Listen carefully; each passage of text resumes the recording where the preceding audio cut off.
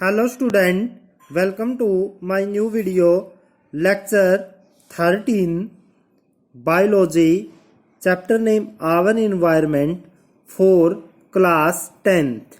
Today's topic is ecological pyramid. Pyramid होता क्या है? पिरामिड होता है ऐसे ट्रायंगल के रूप में एक ग्राफ, यानी कि इसका नीचे वाला जो पोर्शन है वो बड़ा है, फिर उससे कम, फिर उससे कम, फिर उससे कम, फिर उससे कम। जो चीज़ सबसे ज़्यादा है उसको सबसे नीचे लिखेंगे, उससे कम वाली को उससे ऊपर, फिर उससे ऊपर, फिर उससे ऊपर, फिर उससे ऊपर, उससे कम वाली को। यानी कि ये एक ग्राफ है जो सीक्वेंस के अंदर रिप्रेजेंट करता है किसी चीज़ को। वो क्या क्या हो सकती हैं, आइए देखते हैं पिरामिड की definition. The graphical representation of ecological, the graphical representation graph के रूप में रिप्रेजेंट करना of ecological parameter. Ecological parameter क्या क्या है, क्या क्या चीजें हैं जिनको हम ग्राफ के रूप में रिप्रेजेंट करेंगे। जैसे क्या क्या आ सकता है, number of organism, energy, biomass. इन तीन चीजों को इकोलॉजिकल पैरामीटर को क्या करना है, ग्राफ के रूप में रिप्रेजेंट करना है इन सीक्वेंस, एक सीक्वेंस के अंदर of different trophic level. Different trophic level के पैरामीटर्स को एक सीक्वेंस के अंदर लिखना है। डिफरेंट ट्रॉपिक लेवल के पैरामीटर्स को किस में लिखना है, सीक्वेंस में of food chain. Food chain के विभिन्न ट्रॉपिक लेवल के पैरामीटर्स को सीक्वेंस के अंदर लिखना क्या कहलाता है, जो ग्राफ प्राप्त होता है उसको बोलते हैं पिरामिड। 3 टाइप के हैं ये, pyramid of number, pyramid of energy and pyramid of biomass. मतलब कोई फूड चेन है, फूड चेन के अंदर एनर्जी का एग्जांपल ले लेते हैं हम। मान लो सबसे ज़्यादा एनर्जी किसके पास होती है, प्लांट के पास। यानी फूड चेन के अंदर क्या क्या है, प्लांट, रैट, स्नेक, ईगल। ठीक है, तो प्लांट के पास सबसे ज़्यादा एनर्जी है, इसको हम सबसे नीचे लिखेंगे, फिर उससे कम एनर्जी रैट को, फिर उससे कम एनर्जी स्नेक को, फिर उसको ईगल को। यानी कि ये एक सीक्वेंस हो गई, और ये सीक्वेंस का क्या हो गया, ग्राफ। किसी फूड चेन के डिफरेंट ट्रॉपिक लेवल का एनर्जी पैरामीटर का, किसी फूड चेन के डिफरेंट ट्रॉपिक लेवल के एनर्जी पैरामीटर को ग्राफ के रूप में रिप्रेजेंट करना क्या कहलाता है, ये pyramid. Pyramid of number, pyramid of number कैसे होगा, दी ग्राफिकल रिप्रेजेंटेशन। ग्राफिकल रिप्रेजेंटेशन यूं का यूं है, जो ऊपर वाली डेफिनेशन में इकोलॉजिकल पैरामीटर वर्ड आया था, ऊपर वाली डेफिनेशन के अंदर जो ecological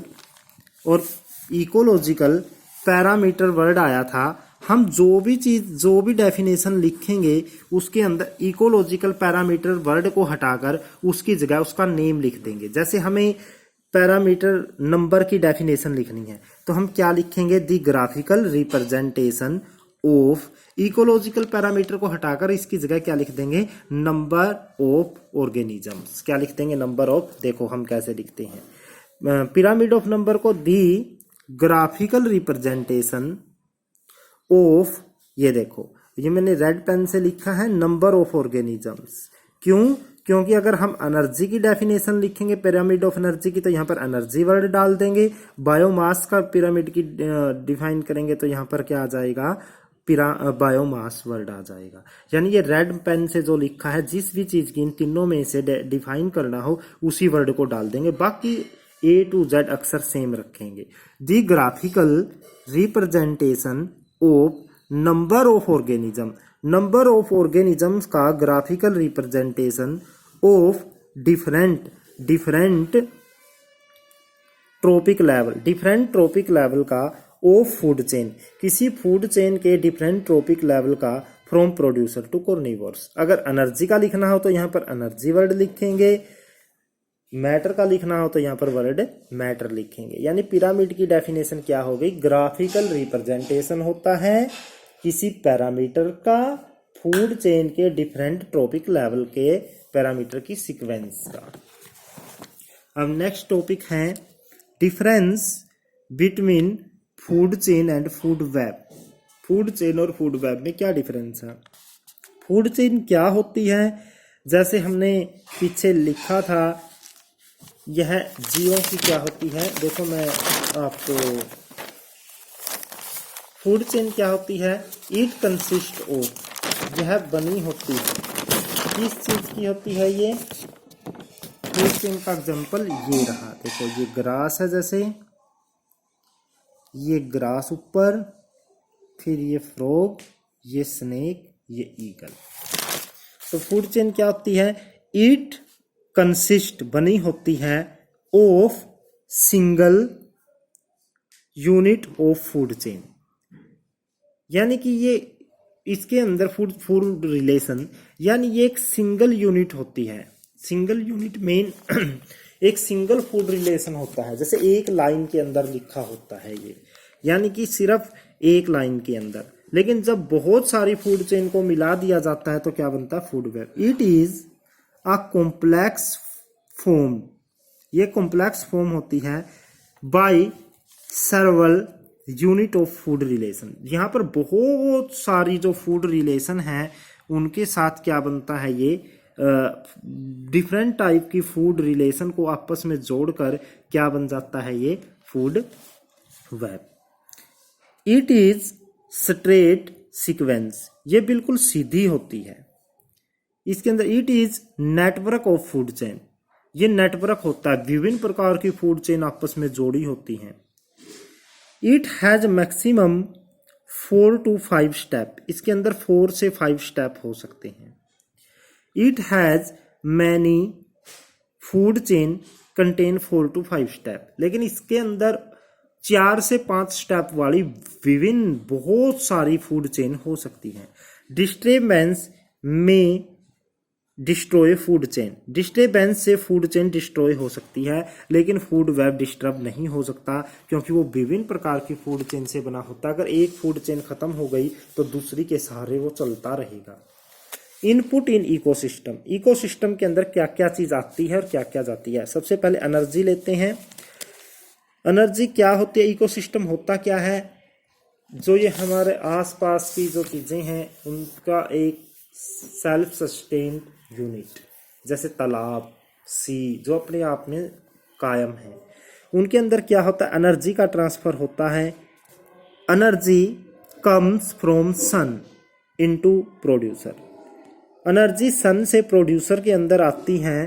then it is transferred, और तब ये ट्रांसफर कर दी जाती है फ्रॉम प्रोड्यूसर टू कंज्यूमर, और ये फिर प्रोड्यूसर से कंज्यूमर के अंदर जाती है। यानी सन से एनर्जी आती है, प्रोड्यूसर से फिर किस में जाती है, कंज्यूमर में जाती है। जैसे ये डायग्राम है, सन से एनर्जी आ रही है और ये किसके अंदर जा रही है, प्रोड्यूसर में, और प्रोड्यूसर से एरो के द्वारा ये कंज्यूमर में, फिर आगे प्राइमरी, सेकेंडरी, टर्सरी जो भी कंज्यूमर होंगे वहां पर ये जाएंगे। इसके बाद क्या है, एट ईच स्टेप, जो प्रत्येक स्टेप बनेंगे, there is some loss of energy, कुछ एनर्जी का लॉस होगा। जैसे सन से एनर्जी आई, प्रोड्यूसर में गई, प्रोड्यूसर से कुछ एनर्जी हीट के रूप में बाहर निकल जाएगी, प्रोड्यूसर से फिर कंज्यूमर में गई, कंज्यूमर से एनर्जी का कुछ पार्ट बाहर निकल जाएगा हीट के रूप में, और फिर ये एट लास्ट किस में पहुंच जाती है, अर्थ के अंदर। Energy is lost as heat to ecosystem, और वो इकोसिस्टम के अंदर चली जाती है। क्या हो जाता है, एनर्जी का लॉस होता है। मैटर कैसे ट्रांसफर होता है, मैटर आता है फ्रॉम अर्थ से मैटर आता है इनऑर्गेनिक मटेरियल के रूप में, जो मिनरल्स को पौधे लेते हैं, एज इनऑर्गेनिक मैटर के रूप में। इट इज चेंज, इसको चेंज किया जाता है into organic by plant. Plant क्या करते हैं, उस इनऑर्गेनिक मटेरियल को लेकर अपना भोजन बनाते हैं और इसको किस में चेंज कर लेते हैं, ऑर्गेनिक मैटर के अंदर, बाई प्लांट्स। फिर आगे है दी मैटर, जो मैटर है इज, उस मैटर को क्या किया जाता है, ट्रांसफर किया जाता है फ्रॉम प्लांट्स टू कंज्यूमर। फिर ये जो मटेरियल है पौधों के अंदर आया था, फिर इसको कहाँ भेजा जाता है, प्लांट से कंज्यूमर के अंदर भेजा जाता है।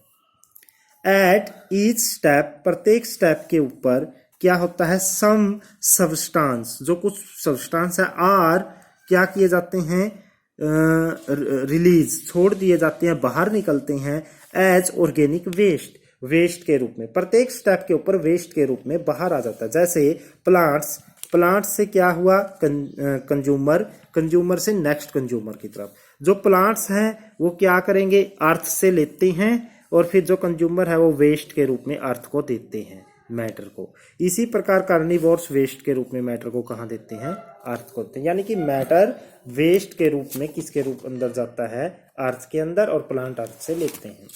अब नेक्स्ट टॉपिक है बायोलॉजिकल मैग्निफिकेशन, जैव आवर्धन, यानी मात्रा का बढ़ना। किसकी मात्रा का बढ़ना, जैसे हम एक एग्जांपल लेते हैं, जैसे वाटर के अंदर हार्मफुल मटेरियल 0.02 ppm थे, पार्ट पर मिलियन, बहुत कम मात्रा होती है।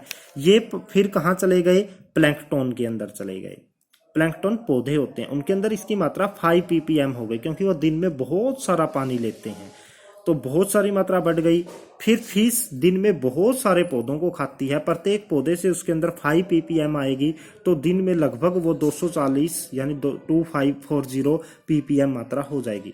फिर बिग बर्ड क्या करता है, दिन में बहुत सारी मछलियों को खाता है, तो इसलिए उसके अंदर उसकी मात्रा कितनी हो जाएगी, और भी ज्यादा हो जाएगी। यानी किसी फूड चेन में हार्मफुल मटेरियल की मात्रा लगातार बढ़ रही है, इसी को बोलते हैं बायोलॉजिकल मैग्निफिकेशन।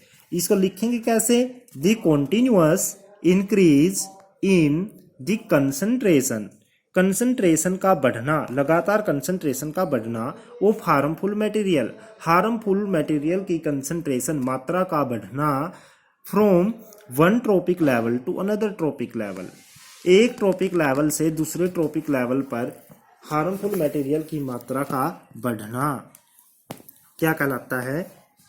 अब इसके लिए हम एक एग्जांपल देते हैं, जैसे टेरेस्ट्रियल फूड चेन लिख देते हैं, उसके अंदर भी हार्मफुल मटेरियल आ सकते हैं, जैसे ग्रास के बाद कौन है, ग्रास ऊपर, फिर ग्रास ऊपर के बाद कौन है, फ्रॉग के बाद कौन है, स्नेक। लेकिन एक्वेटिक फूड चेन का एग्जांपल अगर देखें तो हम यहाँ पर क्या है, एल्गे, फिर क्या है, जू प्लैंकटन, ये जीव होते हैं, फिर फिश, और फिश से फिर बर्ड। पीपीएम क्या होता है, पीपीएम का मीनिंग है पार्ट पर मिलियन, यानी कि क्या होता है, पार्ट ऑफ सब्सटेंस, किसी सब्सटेंस के पार्ट, कितने part, in million part of solution, million part के अंदर किसी चीज के जितने पार्ट प्रेजेंट होते हैं वो उसकी पीपीएम कहलाती है। यानी कि जैसे हम 24 पीपीएम बोलते हैं, मीनिंग उस सब्सटेंस के 24 पार्ट हैं 1 मिलियन पार्ट सॉल्यूशन के अंदर। तो ये था टॉपिक बायोलॉजिकल मैग्निफिकेशन, जैव आवर्धन, मीनिंग लगातार बढ़ना।